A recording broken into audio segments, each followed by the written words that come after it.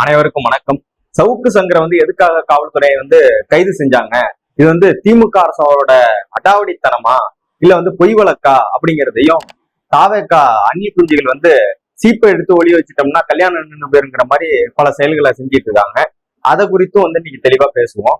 இதுல சவுக்கு சங்கரை எதற்காக முதல்ல காவல்துறை கைது செஞ்சாங்க அப்படின்னா, சவுக்கு சங்கங்கிறவன் ஒரு வாடகைக்கு விட்டு பழக்கக்கூடிய ஒரு தெருநாய். அப்படிதான் சுருக்கமா சொல்லணும்னா அது ஒரு தெருநாய்.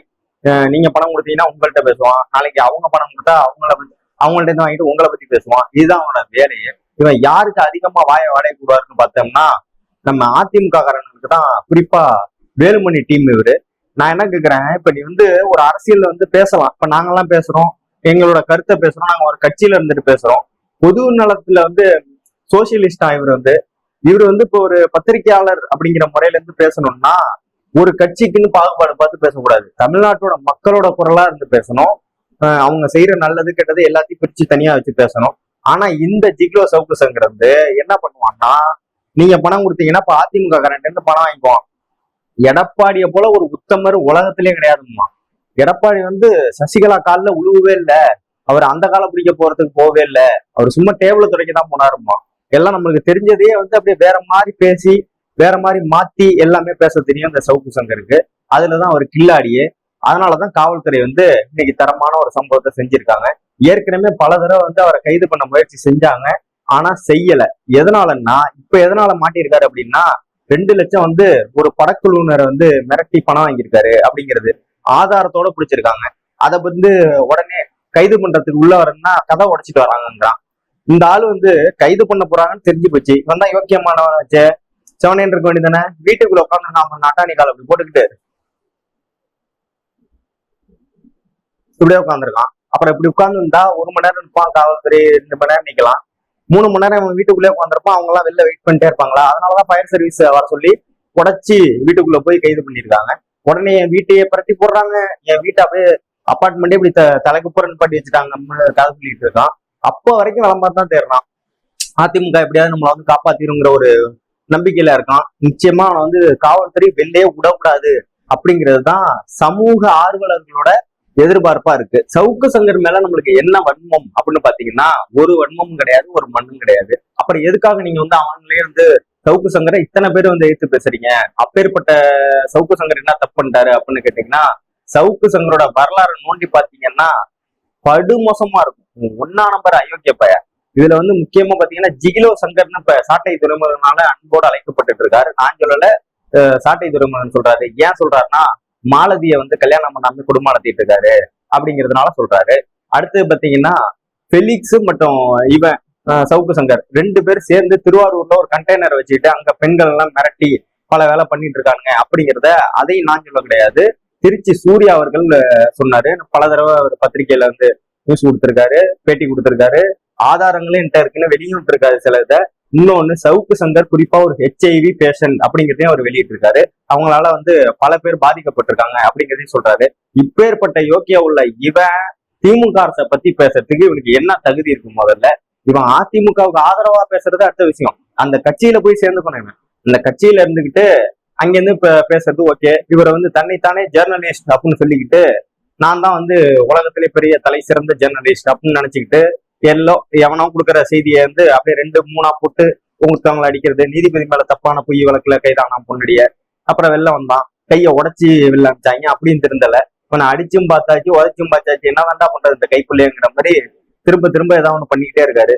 இந்த தடவை நிச்சயமா காவல்துறை அவரை வெளியே விடக்கூடாதுங்கிறதா எல்லாருடைய முக்கியமான கோரிக்கை. அடுத்து முக்கியமா தாவேக்காவுடைய பெரிய அணியில் வேட்பாளர் அணில்களை அறிவிக்க போகுது இன்னைக்கு. அதுல முதல் அணிலா யார் இடம்பெற போறா அப்படிங்கிறது இன்னைக்கு நியூஸ். இன்னைக்கு விஜய் அவர்கள் அறிவிக்க போறாராம். இது எப்படி இருக்குன்னா, கொஞ்ச நாளைக்கு முன்னாடி பாத்தீங்கன்னா அண்ணன் உதயநிதியோட பர்த்டே அன்னைக்கு செங்கோட்டையனை கட்சியில இணைச்சா அவரோட பர்த்டேவை நம்ம அப்படியே ஒண்ணு இல்லாம பண்ணிடலாம், அவரோட செல்வாக்கு நம்ம குறைச்சிடலாம் அப்படின்னு பிளான் போட்டு செங்கோட்டையனை அவரோட பர்த்டே அன்னைக்கு இணைக்கிறாங்களாம். இந்த அதுக்குதான் சொன்னேன், கல்யாணத்துல சீப்பு எடுத்துட்டா கல்யாணம் பேருன்னு ஒரு கும்பல் இருக்கும்ல, அது இந்த கும்பல் தான். போன தடவை சீப்பு எடுத்தானுங்க, இந்த தடவை பவுடர் எடுத்துட்டு ஓடி போயிட்டு கல்யாணம் நின்று பெரும் பாஸ் அப்படின்ட்டு அங்கிருந்து வாக்கி டாக்கில வடிவேல் பேசிட்டு இருக்க மாதிரி இன்னும் பேசிட்டு இருக்காங்க எல்லாரும். முக்கியமா சொல்ல போனா இந்த அணில் கூட்டத்துக்கு 200 தொகுதியில ஒரு தொகுதி இப்ப நம்ம சொல்றது 200 தொகுதி ஜெயிப்போம்னு சொல்றோம். 234 தொகுதியில ஒரு தொகுதியில கூட தமிழ்நாட்டுல வர முடியாதுங்கிறது தான் ஒரு யதார்த்த உண்மை. இதுல எல்லா கட்சிக்கும் நாங்க தான் மாற்று கட்சி, மத்த கட்சி போல நாங்க என்னைக்குமே இருக்க மாட்டோம், அதுக்கெல்லாம் புதுவித மாற்று தான் தாவேக்கா, நாங்க அணில் கிடையாது, நாங்க கேள்விக்குறி, உங்களோட வாழ்க்கையெல்லாம் கேள்விக்குறியா மாத்த போறோம் அப்படி இப்படின்னு சொல்லிட்டு ஆச்சரிய குறி, இன்னொரு ஒரு குறி கூட இருக்கு, அந்த குறி, எல்லா குறியும் நாங்க தான் அப்படி சொல்லிட்டு விஜய் அவர்களே சொல்லிட்டாரு. அதுக்கு தகுந்த மாதிரி இப்ப என்ன சொல்றாங்கன்னா, வேட்பாளர் அறிவிக்கிறாங்க, அது ஒரு குற்றம் நடந்துட்டு இருக்கு. தாவேக்கா தலைமை அலுவலகத்தை முட்டையிடுறாங்க. யாரு தெரியுமா? வேற கட்சிக்காரன் கிடையாது, சொந்த கட்சிக்காரனே தாவேக்காவோட தலைமை அலுவலகத்தை முற்றுகையிட்டு இருக்காங்க. இது எந்த கட்சியிலயாவது நடக்குமா? ஒரு அலுவலகத்தை, தலைமை அலுவலகத்தை, ஒரு கட்சியோட தலைமை அலுவலகத்தை முற்றுகையிடுகிறது எங்கேயாவது உலகத்துல நடக்குமா? எங்கேயும் நடக்காது, இந்த கட்சியில மட்டும் தான் நடக்கும். அது என்ன குற்றச்சாட்டுனா, சென்னையில திருவள்ளூர் மாவட்ட மத்திய மாவட்ட செயலாளர் மணிகண்டன் பணம் பறிக்கிறாரு, இல்லாட்டி எங்கள்கிட்ட பணம் பறிச்சுக்கிட்டு அவருக்கு சொந்தக்காரவங்களுக்கு பூரா பதவியை கொடுக்குறாரு, நிறைய பேர்ட்ட பணத்தை ஏமாத்திட்டாரு அப்படிங்கிற குற்றச்சாட்டை நாங்க வைக்கலப்பா, உங்க கட்சிக்காரன் தான் வைக்கிறான்டா. தற்கூறிங்களா? இதனாலதான் தற்கூறிங்கிறோம். மாற்று கட்சியா இன்னும் உள்ளேயே வரல, கேம்குள்ளே இன்னும் வரல, ஜெயிக்க போறது கிடையாது. இப்பயே இவ்வளவு ஆட்டம்னா, நீ சப்போஸ் ஜெயிச்சு உள்ள வந்துட்டீங்கன்னா நீ என்னத்தை திருட முடியுமோ அத்தனையும் திருடத்துக்கு தான் வரப்ப. அப்புறம் என்ன, நாங்க தான் மாற்று கட்சி, நாங்க தான் யோக்கியம், பெரிய புடிங்கி மாதிரி பேச வேண்டியது, நாங்க தான் எல்லாத்தையும் அப்படியே தலை சிறந்தவர்கள், நாங்கள் உழைப்பாளி, நாங்கள் எல்லாருக்கும் மாற்று அப்படி இப்படின்னு கதை சொல்லிட்டு உட்காந்துட்டு ஒரு இளவுந்திர தற்குறி அப்படிங்கிறது இதனாலதான் சொல்றோம். திருவண்ணாமலையில இன்னைக்கு திமுகவோட இளைஞரணி ஆலோசனை கூட்டம், வடக்கு மண்டலத்தை எல்லாத்தையும் ஒன்றிணைச்சு 1,30,000 இளைஞர்களை ஒன்றிணைத்து இன்னைக்கு அந்த ஆலோசனை கூட்டம் நடைபெறுகிறது. இதுல பாத்தீங்கன்னா நடைபெறது திருவண்ணாமலையில, ஆனா தமிழ்நாடே திரும்பி அங்கதான் பாத்துட்டு இருக்கு, என்ன நடக்குது அங்க, இவ்வளவு இளைஞர்களை உங்கள்ட்ட எப்படி சேர்றாங்க அப்படின்னு. ஒன்னும் கிடையாது, சிம்பிள் தான். சுயமா சிந்திக்கக்கூடியவன் சுயமரியாதைக்காரன்னு சொல்லுவாங்க. ஆனா அதுல இடம்பெறாதவர்கள் தான் தாவேக்கால இடம்பெற முடியும். ஏன்னா ஒருத்தவங்க பேசுறதை என்ன பேசுறாங்கன்னு காதுல வாங்கிட்டு பேசணும். பேசுறதே காதுல வாங்காம டிவிக்கேன்னு கத்தனா இந்த கூட்டத்துக்கு வர முடியாது. இது அங்கதான் பண்ணி அடிச்சுட்டு தான் கிடக்கும். இப்ப இந்த திருவண்ணாமலையில நடைபெறுகிற இந்த கூட்டத்தை இந்த நியூஸை நம்ம ஒண்ணு இல்லாம பண்ணிடலாம் அப்படின்னு நினைச்சுக்கிட்டு ஒரு தற்கொலை இந்த பவுடர் எடுத்துட்டு போயிட்டா கல்யாணம் பேருன்னு இன்னைக்கு தாவேக்காவில முதல் வேட்பாளர் அறிவிக்க போறாங்களா. யார் தெரியுமா?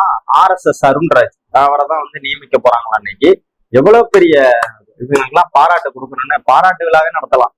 இவங்களுக்கு நான் என்ன செஞ்சுட்டேன்னு எனக்கு பாராட்டு விழா அப்படின்னு அதுக்கு விஜய் அவர்கள் பேசலாம். குறிப்பா சில தற்கொலைகள்கிட்ட சொல்லிக்க வேண்டியது இதுதான், திமுகவை அழிச்சிருவோம், திமுகவை நாங்க ஒழிச்சிருவோம், திமுகவை கலைச்சிருவோம், திமுகவை நம்ம ஆட்சிக்கே வரவிட மாட்டோம்னு சில தற்கூறிலாம் சொல்லிட்டு இருக்குல்ல. அந்த தற்கூறிக்கெல்லாம் ஒன்னு சொல்லிக்கிறேன். 234 தொகுதியில ஒரு தொகுதியில கூட நீ வர முடியாது.